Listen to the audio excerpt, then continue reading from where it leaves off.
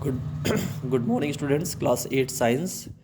Today we will discuss the chapter 18. This is pollution of air and water. The biosphere and the ecosystem are self sustaining, and nature maintain a balance between the land, water, air and living organisms. जैसा कि हमें पता है biosphere and the ecosystem, यह दो ऐसी चीज़ें हैं जो अपने आप को स्वतः ही मेंटेन कर लेती हैं, वो अपने आप को बैलेंस करती रहती हैं। ठीक है, प्रकृति जो है वो अपने आप को हमेशा सुधारती रहती है या प्योर करती रहती है। Any kind of imbalance in the biosphere is called environmental pollution. किसी भी प्रकार का जब असंतुलन होता है बायोस्फीयर में, हमारे चारों तरफ के वातावरण में, तब हम उसे इन्वायरमेंटल पॉल्यूशन कहते हैं। ठीक है, that is called as a environmental pollution.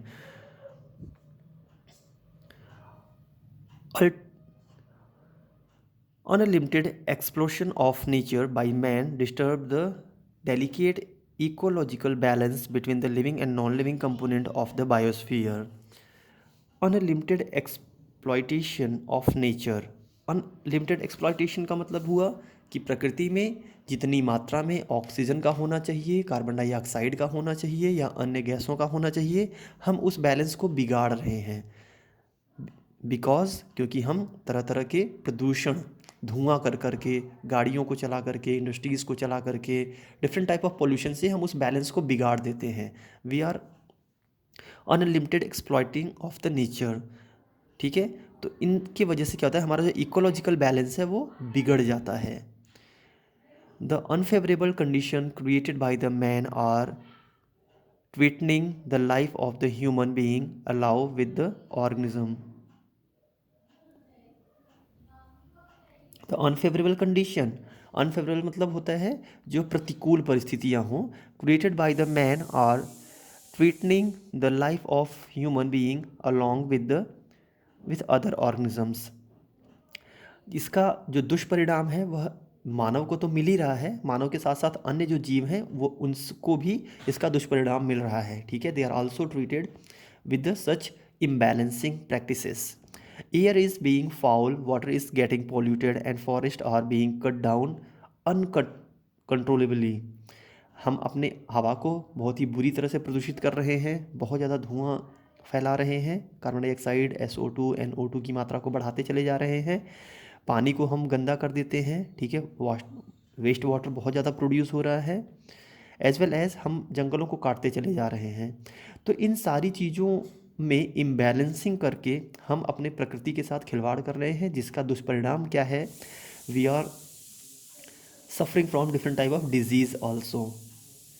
Air if this continuous, air and water will become totally unfit very soon. अगर ये इसी तरह से चलता रहा तो बहुत ही जल्दी या बहुत कम समय के बाद ही हमारा जो पानी और हवा है वह दोनों हमारे लिए नुकसानदेह हो जाएगा, उसमें पॉल्यूशन की मात्रा बहुत ज़्यादा बढ़ जाएगी।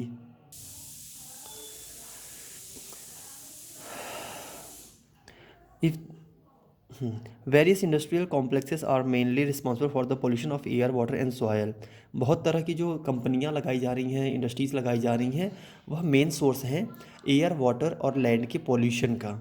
ठीक है, total world feels concern about our rivers which are getting murky, fishes are rotting on the seashores, and trees are drying, cities are filled with a foul air, toxic chemicals and entering our food. इसका दुष्परिणाम क्या हो रहा है, जो हम प्रदूषण फैला रहे हैं, पूरे विश्व में सभी लोगों को यह महसूस होने लगा है कि हमारी जो नदियां हैं वह पूरी तरह से प्रदूषित हो चुकी हैं, उनका पानी पीने योग्य नहीं बचा है। और उसके साथ साथ जितनी उसमें रहने वाले जीव हैं, जो मछलियां हैं, वह भी मर जा रही हैं, इतना ज़्यादा कंटेमिनेशन फैल रहा है, सारे पेड़ सूख जा रहे हैं, हवा में प्रदूषण का मात्रा इतना ज़्यादा बढ़ जाता है। और उसके साथ साथ यह जो प्रदूषित हवा है वह हमारे लिए भी नुकसानदेह है, और इसके साथ साथ हमारा जो फूड है उसके अंदर भी तरह तरह के केमिकल्स का मौजूद होना हमें नुकसान पहुंचा रहा है। ठीक है, it is difficult to define pollution. The term pollution is derived from the Latin word polluri, which means to contaminated any features of environment. Environmental pollution may be defined undesirable change in physical chemical and biological condition of the air.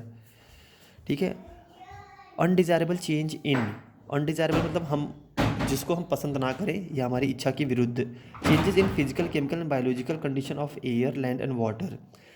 जो भी हवा पानी या मिट्टी है वो जो प्राकृतिक बनावट है उसके अलावा अगर हम उसमें बदलाव कर देते हैं या उसको प्रदूषित कर देते हैं, वही इन्वायरमेंटल पॉल्यूशन कहलाता है। ठीक है, और ये pollution different type of pollutant की वजह से फैलते हैं। ठीक है, तो फर्स्ट हमारा कंपोनेंट है एयर।